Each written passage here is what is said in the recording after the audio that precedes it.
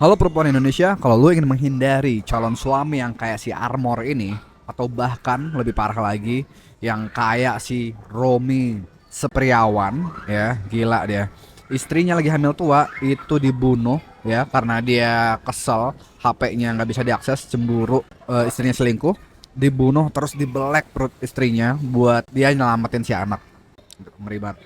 Nah, kalau lo ingin menghindari kayak si Romi ini ya atau si Armor, gua saranin lo buat ngelakuin satu hal dan ini punya landasan ilmiah.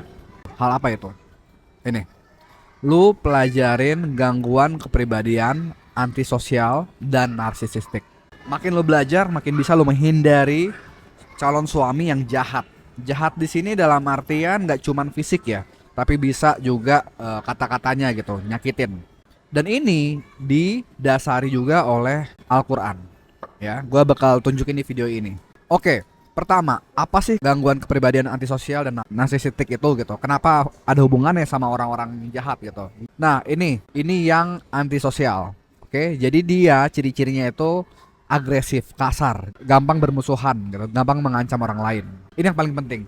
Dia nggak merasa bersalah setelah menyakiti orang lain. Jadi memang empatinya udah hilang. Sebelum umur 15 itu udah kelihatan agresi terhadap manusia dan hewan gitu, kasar, kadang juga bohong, nggak jujur, nyuri. Terus kalau narsisistik itu apa? Di sini kita lihat dia punya masalah ya, sulit dalam berinteraksi dengan orang lain gitu dan gampang merasa diremehkan, gampang bereaksi secara emosional gitu dengan amarah. Nah, di sini nggak dibilang kasarnya apa, karena memang tadi kasar itu nggak mesti secara fisik, tapi juga bisa secara verbal. Dia bisa bikin lo nangis, bikin lo menderita lewat mulut, lewat ucapan doang. Oke. Nah, hubungannya apa? Tadi gue bilang kan ini didasari juga oleh kitab suci ya buat umat Islam di Al-Qur'an.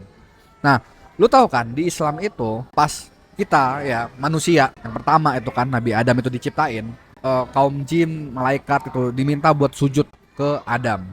Tapi ada satu yang nolak. Nah, itu yang disebut iblis. Jadi di sini Allah nanya abis itu kan, apa yang menghalangimu gitu, sehingga kamu tidak mau bersujud kepada Adam ketika aku menyuruhmu. Iblis jawab, aku lebih baik dari dia. Engkau ciptakan aku dari api, sedangkan dia engkau ciptakan dari tanah. Dari sini kita bisa lihat iblis itu punya pandangan di kepalanya bahwa api itu statusnya lebih tinggi dari tanah. Oke? Dan masuk akal menurut gua. Ya kebayang lah gitu, api lebih keren dari tanah gitu kan. Nah, dengan dasar itu dia merasa, oh, gue nggak perlu sujud gitu, gue lebih tinggi gitu kan. Dia membangkang perintah Allah. Dia tahu Allah itu Tuhannya dia yang menciptakan dia gitu, iblis. Nah, dia menolak perintah Allah karena tadi status ya. Dari sini apa yang lu dapat? Yang lu dapat adalah kesombongan ya, kesombongan, dan itu ada terlihat di ayat berikutnya. Allah berfirman habis itu, maka turunlah kamu darinya, surga gitu. Ya ini tempat iblis ya sebelum kejadian ini gitu. Karena kamu tidak sepatutnya menyombongkan diri di dalamnya gitu. Keluarlah, sesungguhnya kamu termasuk makhluk yang hina. Jadi Allah nggak suka orang-orang yang sombong. Nggak boleh ada rasa kesombongan di surga itu. Iblis menjawab, berikanlah aku penangguhan waktu sampai hari mereka dibangkitkan. Mereka ini merujuk ke manusia. Dan diberikan penangguhan itu. Oke, kamu termasuk yang diberi penangguhan waktu dari hukuman tersebut. Dan setelah itu iblis bilang, karena engkau telah menyesatkan aku gitu. Nah, di sini terlihat kan sombongnya gitu. Dia merasa yang bikin dia dihukum itu karena Allah menyesatkan dia gitu kan. Dia nggak pernah salah gitu. Pasti aku akan selalu menghalangi mereka dari jalanmu yang lurus. Mereka ini merujuk ke manusia. Kemudian pasti aku akan mendatangi mereka dari depan, dari belakang, kanan, dan dari kiri mereka, dari segala sisi. Engkau tidak akan mendapati kebanyakan dari mereka bersyukur.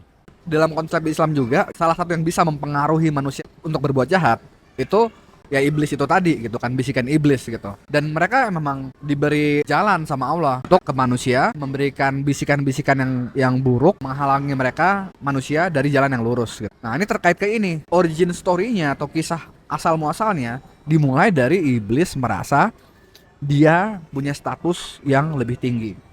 Oke. Nah, ini langsung gue balik lagi, gue hubungkan ke si yang tadi ya, antisosial sama narsisistik. Nah, di sini terlihat kan orang yang antisosial itu tidak merasa bersalah ya dari menyakiti orang lain. Jadi mereka memang merasa punya hak gitu. Mereka nggak merasa diri mereka dan korban itu setara. Kelihatan kan di sini hubungannya gitu. Nah, terlebih yang di narsistik. Kalau di narsistik ini memang benar-benar ya dimulai dengan pandangan bahwa mereka memiliki rasa penting ya. Rasa penting diri mereka itu luar biasa tinggi gitu dan butuh buat dikagumi, butuh buat dipuja-puja gitu. Ini kalau di Al-Qur'an sebenarnya ada tokoh yang masuk ke deskripsi ini itu adalah Firaun gitu, merasa dirinya Tuhan gitu, merasa dia adalah pusat dari segalanya. Semua orang itu harus mengikuti keinginan dia gitu. Nah, diakui sebagai yang unggul gitu kan. eh Sibuk dengan fantasi tentang kesuksesan, kekuasaan gitu. Ya. Kebayangkan di sini kan ada hubungan gue lihat pola narsisistik ini tadi dan yang antisosial dengan sifatnya iblis yang mana memang diridhoi oleh Tuhan untuk menggoda, membisiki manusia, menjauhkan manusia dari jalan yang lurus.